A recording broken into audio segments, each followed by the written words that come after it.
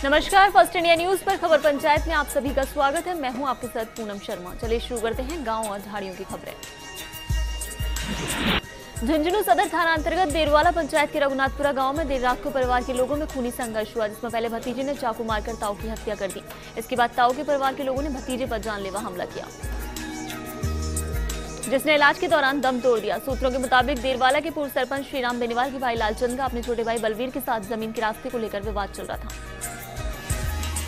घटना की आधिकारिक पुष्टि और कारणों को लेकर पुलिस आज खुलासा कर सकती है। फिलहाल परिवार के लोगों और पुलिस ने चुप्पी साध रखी है। लालचंद और अनूप उर्फ विक्की के शवों को बीडी के अस्पताल की मोर्ची में रखवा दिया गया। घटना शहर और क्षेत्र के प्रतिष्ठित परिवार से जुड़ी है, जिसके चलते देर रात तक बीडी के अस्पताल में भीड़ लगी रही। भीलवाड़ा की भीमगंज थाना पुलिस ने सोमवार को शहर के भवानी नगर चौराहे पर एक युवक को 2 देसी पिस्टल और 4 जिंदा कारतूस के साथ गिरफ्तार किया। यह आरोपी हथियार बेचने के लिए ग्राहक की तलाश कर रहा था। पुलिस आरोपी से पूछताछ कर रही है। भीमगंज थाना प्रभारी महावीर प्रसाद ने कहा कि सोमवार को मुखबिर की सूचना पर पुलिस भवानी नगर चौराहे पहुंची, जहां सूचना के आधार पर एक संदिग्ध युवक को पूछताछ की गई तो उसने अपना नाम अलवर जिले के खेड़ली मालोला चौराहा निवासी रवि खान बताया। जब उसकी तलाशी ली गई तो उसके 2 देसी पिस्टल और 4 जिंदा कारतूस बरामद हुए। जालौर के गोदन गांव में चल रहे नेत्रहीन आवासीय में रह रहे करीब 35 छात्रों का भविष्य अंधकार में होता नजर आ रहा है। संचालक की माने तो सरकार की ओर से मिलने वाली सहायता करीब 30 महीने से नहीं मिल रही है। विद्यालय संचालक ने कई बार स्थानीय प्रशासन सहित जयपुर आला अधिकारियों से मिलकर नेत्रहीन विद्यालय में पढ़ रहे बच्चों की स्थिति सहित सरकारी मदद की गुहार लगाई, लेकिन किसी भी अधिकारी ने 30 महीने के बाद भी किसी तरह की मदद नहीं की है। जैसलमेर में रह रहे चूरू जिले के भोजासर गांव की एक नाबालिग ने जैसलमेर के 30 SLD सुल्ताना के तुलछाराम और मामराज गोदारा पर दुष्कर्म करने और धमकी देने का मामला दर्ज करवाया है। पीड़िता के रिश्तेदार सुरेंद्र सिंह ने पुलिस में रिपोर्ट दी कि 30 SLD सुल्ताना में पीड़िता और उसके माता पिता कृषि का काम करते हैं। वहां पर इन दोनों ने आकर पीड़िता के साथ ज्यादती की। इसके बाद बलवीर पूनिया ने पीड़िता व उसके परिवार को जान से मारने की धमकियां देकर मामला शांत कराने की बात कही, जिस पर उन्होंने महिला थाना में अपनी रिपोर्ट पेश की। पुलिस ने पीड़िता का मेडिकल कराकर मामला दर्ज कर जांच शुरू की।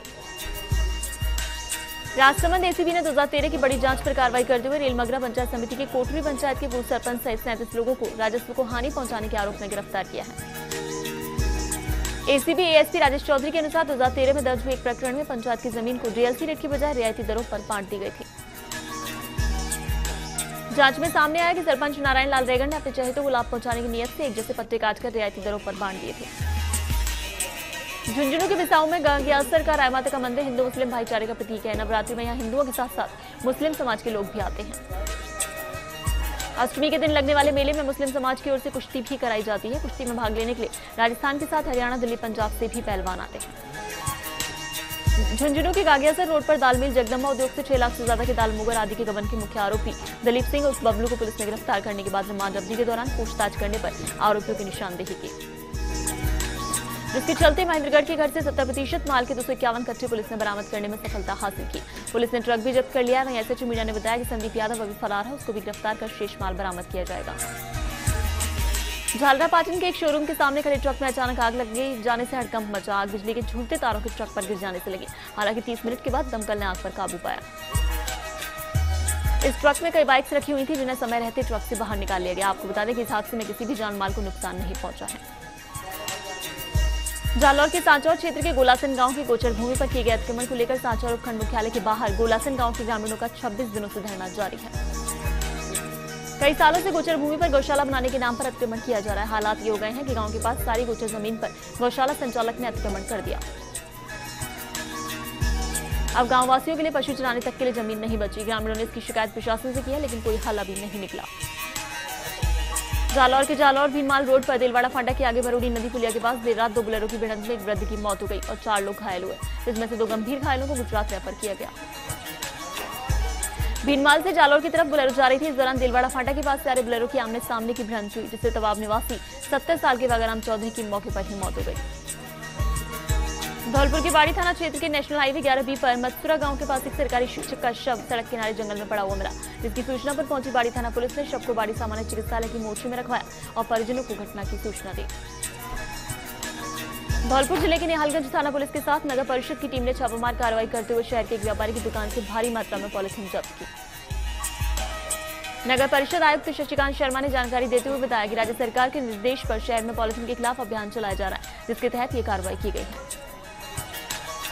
धौलपुर जिले के मथुरा गांव के पास एक बेकाबू स्कॉर्पियो ने बाइक सवारों को टक्कर मार दी। स्कॉर्पियो की टक्कर लगने से बाइक सवार 2 महिलाओं की मौत हो गई, जबकि हादसे में एक युवक गंभीर रूप से घायल हो गया, जिसे 108 एम्बुलेंस की मदद से मंगल सिंह चिकित्सालय में भर्ती कराया गया। बाइक सवार सभी लोग मध्य प्रदेश के रहने वाले थे, जो अपनी बेटी के ससुराल टोंटरी गांव से गमी में शामिल होकर वापस लौट रहे थे। चूरू जिले के ग्राउंड नूवा के राजकीय माध्यमिक विद्यालय में गत 5 सितंबर को विद्यालय के कंप्यूटर कक्ष से एक एलईडी टीवी, 5 मॉनिटर व एक माउस की चोरी को लेकर गांव के लोगों में बेहद नाराजगी जताई और ग्रामीणजनों ने विद्यालय को ताला लगाकर अध्यापकों एवं विद्यार्थियों को बाहर निकाल दिया। विद्यालय परिसर के आगे इकट्ठे होकर ग्रामीणों ने विरोध प्रदर्शन किया। वहीं मामले की सूचना मिलने पर पुलिस जाब्ता मौके पर पहुंचा। तहसीलदार शर्मा ने ग्रामीणों से समझाइश कर विद्यालय का ताला खुलवाया। ग्रामीणों का कहना है कि विद्यालय में चोरी हुए करीब 1 महीना हो चुका है, इसके बावजूद भी चोरों का पता नहीं लगाया जा सका। अलवर के बहरोड में आज सुबह जब किसान खेतों में फसल काटने के लिए गए तो उन्होंने झाड़ियों में युवक की लाश मिली, जिसकी सूचना पुलिस को दी गई। मौके पर पहुंचे बहरोड डिप्टी परमाल सिंह ने घटनास्थल पर पहुंचकर जानकारी ली और शव को मोर्चे में रखवाया। मृतक के गले पर चोट के निशान है, जिससे लगता है कि युवक की हत्या कर शव को यहां फेंका गया है। बहरोड थाना पुलिस ने मामला दर्ज कर जांच में जुटी है। पुलिस के मुताबिक शव किसका है और कहां का रहने वाला, इसकी शिनाख्त की जा रही है। सीकर के सदर थाना इलाके के चंद्रपुरा गांव के पास देर रात को एक ट्रक और बाइक की भिड़ंत में बाइक पर सवार 2 युवकों की मौत हो गई, जबकि एक गंभीर रूप से घायल हो गया। एसके अस्पताल चौकी प्रभारी सुनील कुमार ने बताया कि चंद्रपुरा के पास एक ट्रक और बाइक की भिड़ंत हो गई। हादसे में बाइक पर सवार अजय सैनी, पिंटू सैनी और एक अन्य युवक घायल हुआ। इनमें से पिंटू और एक अन्य की मौके पर ही मौत हो गई,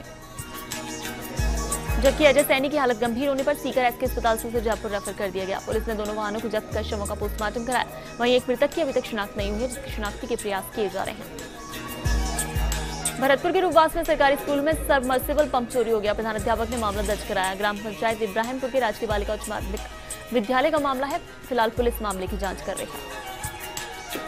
झालावाड़ के अकलेरा में मकान में घुसकर लूटपाट हो गई। चोरों ने आभूषण और नकदी पर हाथ साफ किया। करीब 2 लाख रुपए का माल बदमाश ले उड़े। ये घटना देवरी खुर्द गांव की है।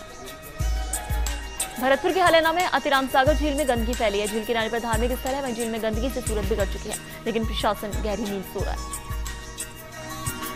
अजमेर के पीसांगन में सीमेंट से भरा एक ट्रेलर बेकाबू होकर पलट गया। घटिया सड़कों के कारण यहाँ हादसे हो रहे हैं। हालांकि हादसे में कोई हताहत नहीं हुआ है। ग्राम मेवड़िया की घटना है, वह प्रशासन का विकास पर कोई ध्यान नहीं। भरतपुर के वैर में गांव निवाड़ा में सांप के डसने से 2 मासूम बच्चों की मौत हो गई। दोनों बच्चे अपने घर में सो रहे थे कि तभी सांप ने उन्हें डस लिया। देर शाम को खेलते हुए इन बच्चों ने इसी सांप को पत्थर मारा था। हालांकि परिजन इलाज करने की बजाय झाड़ फूंक करते रहे। चूरू के रतनगढ़ में क्रूजर और ट्रक के आमने सामने की टक्कर में एक ही परिवार के आधा दर्जन लोग घायल हुए। घायलों को राजकीय चिकित्सालय पहुंचाया गया। NH 11 पर ओवरब्रिज के पास की यह घटना है। अलवर के रामगढ़ में मेवखेड़ा से जुगरावर गांव मार्ग क्षतिग्रस्त हो गया। सड़क पर गहरे गड्ढे बने हैं, वाहन चालक परेशान हो रहे हैं। रोड पर आए दिन यह दुर्घटनाएं हो रही हैं। PWD विभाग के अधिकारी ध्यान नहीं दे रहे हैं। करौली की टोड़ा भीम में करीरी ग्राम पंचायत में सड़कें अपनी बदहाली पर आंसू बहा रही हैं। काफी समय से ग्राम पंचायत की सड़कें खराब पड़ी हैं, लेकिन प्रशासन के नुमाइंदों का विकास पर कोई ध्यान नहीं। भरतपुर के कामा क्षेत्र में धड़ल्ले से अवैध बजरी और रोडी से भरे ओवरलोड वाहन दौड़ रहे हैं। पुलिस चौकी और वन विभाग ऑफिस के आगे से वाहन निकलते हैं। और खबर पंचायत में फिलहाल रुकेंगे एक ब्रेक के लिए। बने रहिए फर्स्ट इंडियन न्यूज के साथ।